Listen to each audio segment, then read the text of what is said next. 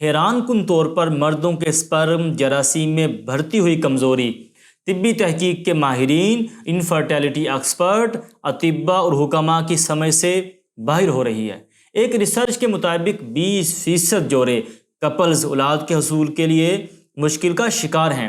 Scientific American general کے مطابق مردوں اور عورتوں میں ریپروڈکٹیو پرابلمز کی بڑھتی ہوئی تعداد الارمنگ سچویشن ہے، اور کلیولینڈ کلینک کی ایک ریسرچ کے مطابق 10% مرد اولاد پیدا کرنے میں ناکام رہتے ہیں، اور کلیولینڈ ہی کی ایک تحقیق کے مطابق ہر 6 شادی شدہ جوڑوں مینس کپلز میں ایک شادی شدہ جوڑا بے اولادی کو فیس کرتا ہے۔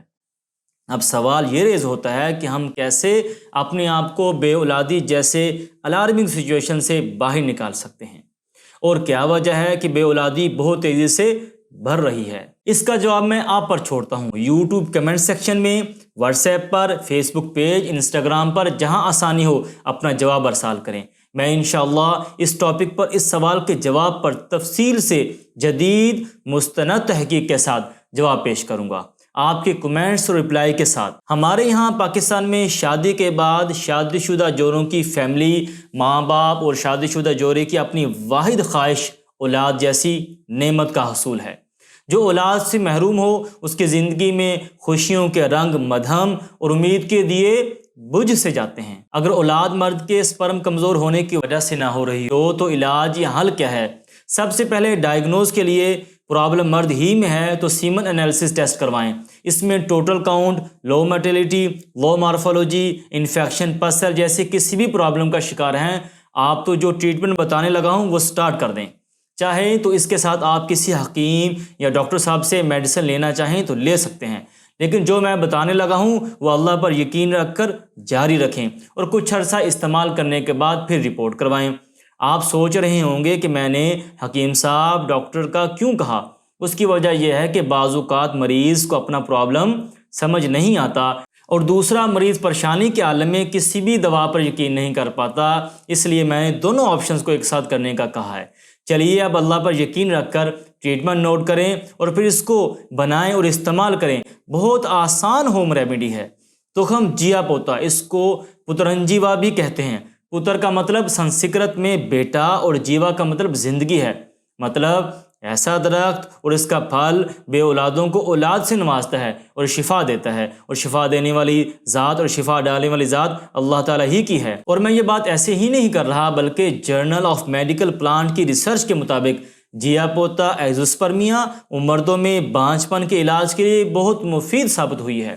میں نے صرف ایک ریسرچ کی مثال دی ہے، بہت سی تحقیقات سے ثابت ہوا ہے کہ جیا پوتا مردوں کے جراثیم، سپرم کو بڑھانے، پیدا کرنے اور سپرم میں کسی بھی طرح کی خرابی جیسے لو موٹیلٹی، لو مارفولوجی، انفیکشن، پس سیل ہوں دور کرنے میں بہت مفید ثابت ہوا ہے۔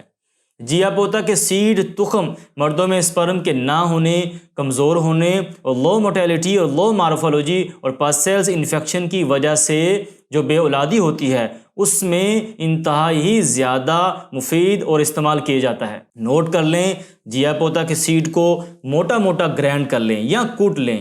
چائے والا 1 چمچ کوٹے ہوئے سیڈ کو گرم دودھ کے اندر ڈال کر ہلکی آنچ پر پکانا شروع کر دیں، اور تقریباً 1 گلاس دودھ ہو، جب آدھا گلاس رہ جائے پک کر تو نیم گرم پی لیں، اور یہ دودھ صبح نہار منہ اور شام 5 بجے، مطلب دونوں وقت خالی پیٹ ہی پینا ہے۔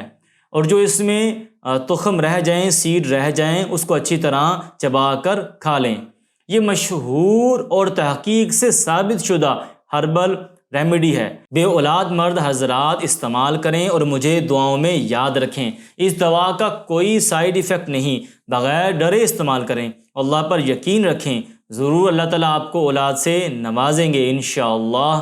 دعا ہے کہ اللہ کریم تمام مریضوں کو شفا عطا فرمائے، تمام بے اولادوں کو اولاد سے نوازے، اور تمام مصیبتوں میں مبتلا افراد کی دستگیری فرمائے، آمین یا رب العالمین۔ اس کے ساتھ ہی آپ کا طبیب حکیم عقا صاحب سے اجازت چاہتا ہے۔ نیکسٹ ویڈیو میں ایک نئے ٹاپک کے ساتھ آپ سے ملاقات ہوگی، تب تک کے لیے اجازت، اللہ حافظ۔